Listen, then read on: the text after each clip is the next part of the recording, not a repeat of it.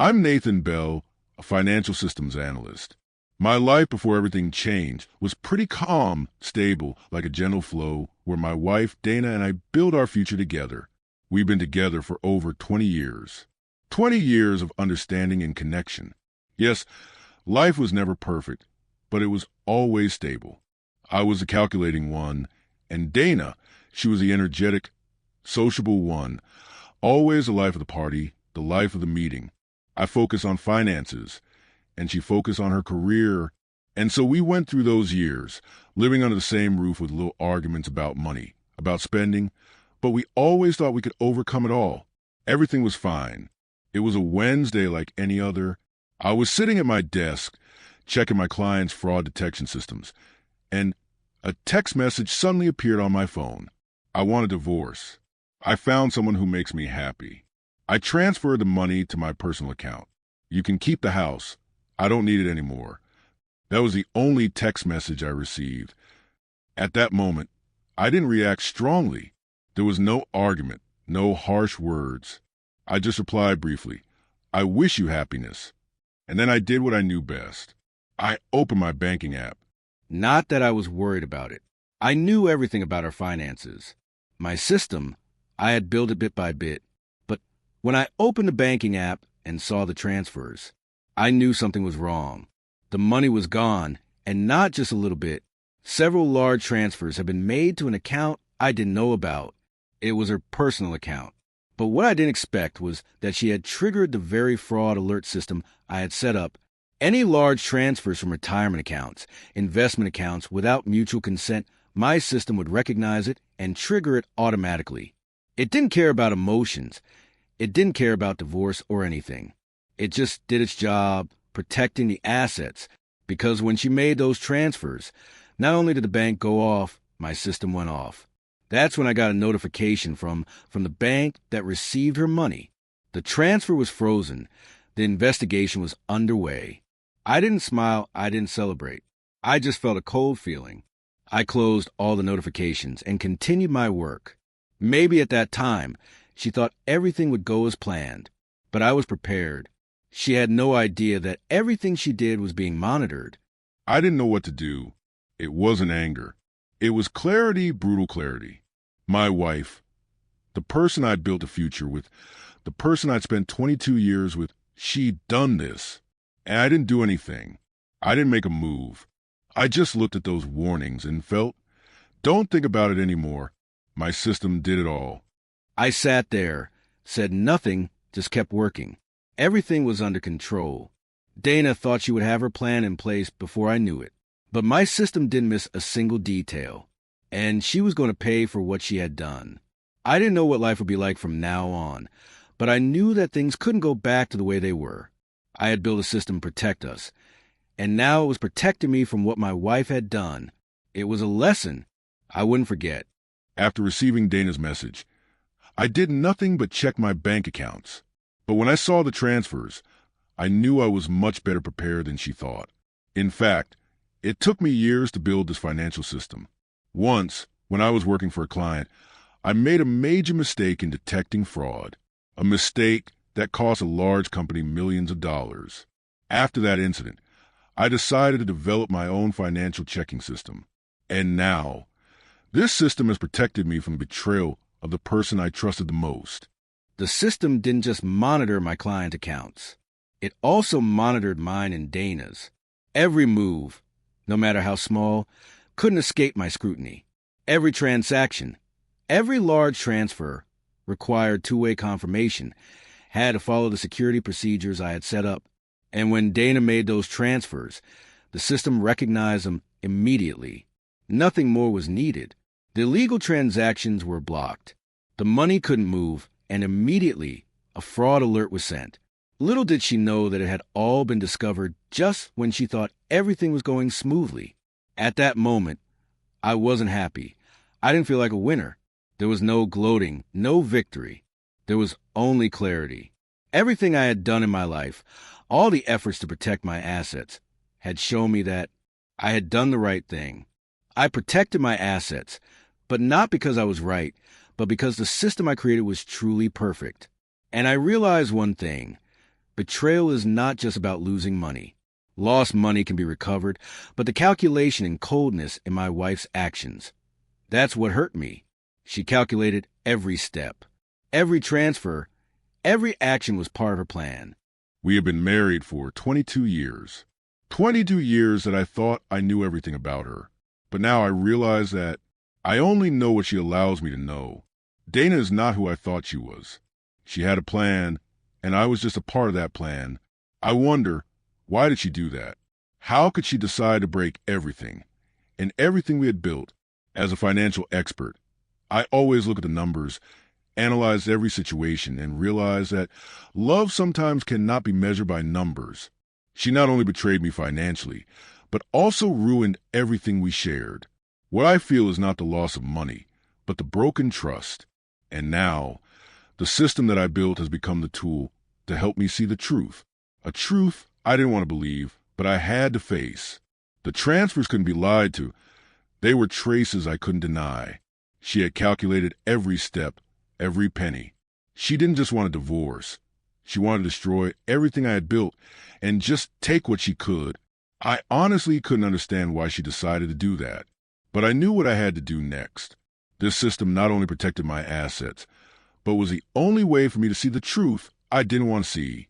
And when it became clear I had to face it, there was no hiding anymore. So, I prepared for the next fight.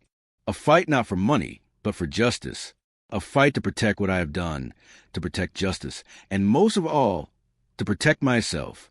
After I discovered the unusual transfers from our accounts, I thought I had it all figured out, but I was wrong. It wasn't just Dana. There was an accomplice, a name I didn't expect. Thomas Wade, a colleague of Dana's at the company. They had worked together, not only taking money from her personal account, but also transferring large sums of money from the company's budget into their own accounts. They had not only lied to me, but to the company as well. The transfers were part of a larger scheme. Thomas Wade, a person I had once considered a trusted colleague, was now one of the people who had committed a major fraud with Dana. The investigators got involved and began digging deeper into their actions. The evidence began to surface, and I realized that she had not only betrayed me emotionally, but had also broken the law. This was no longer just a story of a broken marriage, but an ongoing criminal case. But even as the facts became clearer, I no longer felt the anger or grief I had before. What I felt now was loss, nothing more. Loss of love, of trust. I no longer felt like I could salvage anything. The financial system I had built had become my comfort zone. It was a tool that not only protected my assets, but also helped me to be more resilient in the face of this cruel truth. And then the messages from Dana continued. She kept calling, texting, apologizing, blaming the situation. She said she had made a mistake, that everything could be fixed, but I couldn't hear those words anymore. Her words no longer meant anything to me. They only made me realize more clearly the calculation and selfishness in her actions. She had planned it all along. Every step, every action was carefully prepared by her. I knew what I had to do next. I didn't need arguments. I didn't need harsh words from Dana. I only needed one thing, a divorce. No demands for assets. No demands for anything other than a fair division.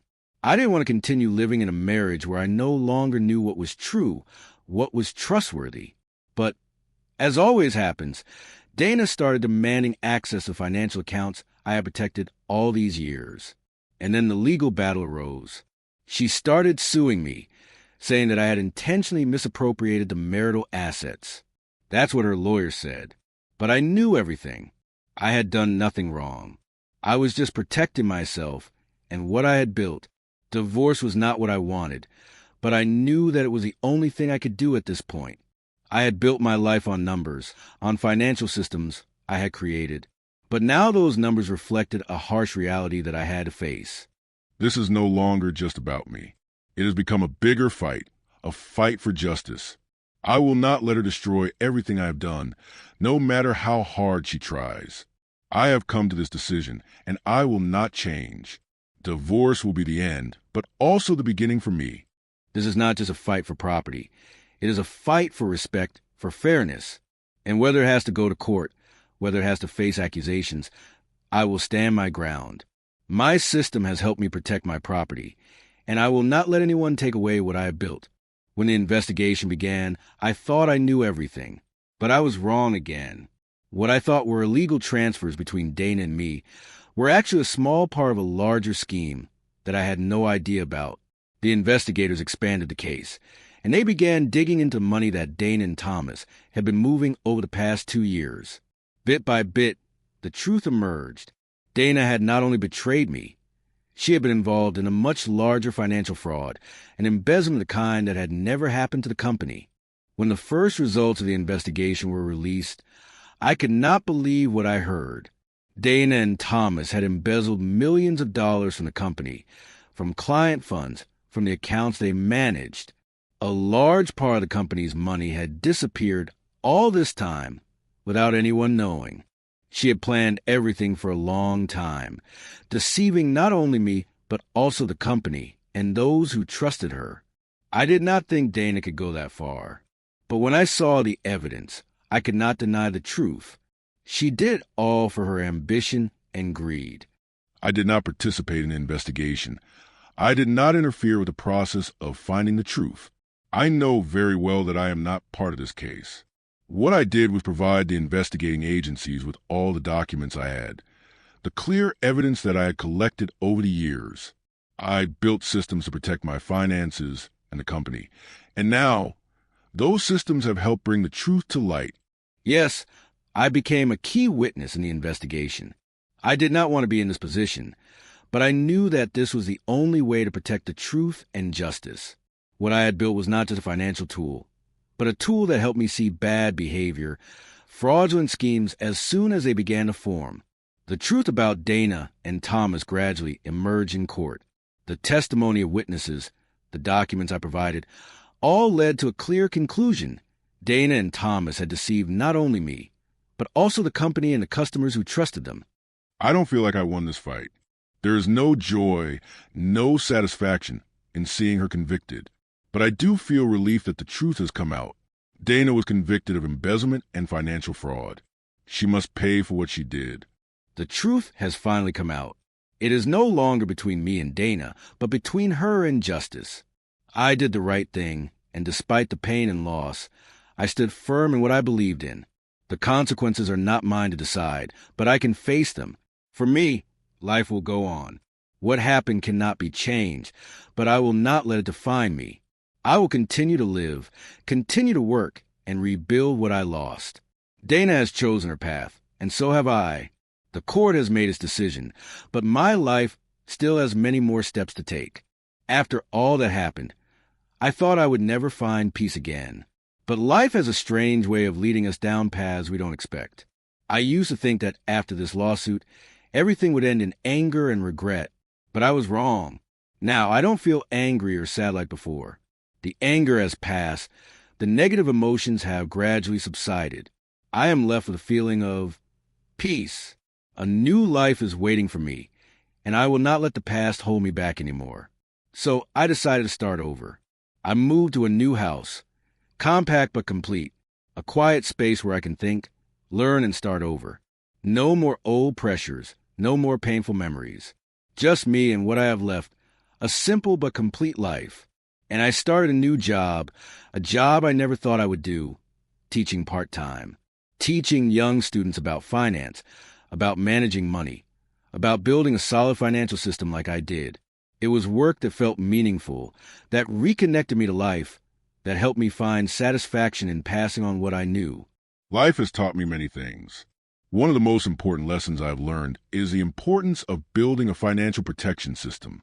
A system is not just a set of dry numbers, but a tool to help us protect ourselves in the most difficult times. Today, I can say that the financial system I built saved me. It not only protected my assets, but also protected my soul from the chaos, temptations, and shocks that life brings. I understand that betrayal can come from anywhere, from the people we love the most, from the people we trust the most. But I also understand that when justice is served through fair systems, nothing can ruin what we have built. My system not only helps me protect my assets, but also helps me protect myself. And I will never forget that justice, no matter how late, will always come. It requires no emotion, no compromise, just clarity and fairness. And I will continue to walk on this path, the path that I have chosen, a path that no longer has a shadow of betrayal, no longer has anything that hurts me. This new life is not an escape, but the beginning of a new journey, a journey that I am in control of, a journey that I can look forward to without having to look back. In the end, I realize that no matter where life takes us, no matter how challenging and difficult the times, as long as we persevere, as long as we build a solid and fair system, we will always overcome all challenges. And life will continue, not with anger, but with peace and faith in what we have built.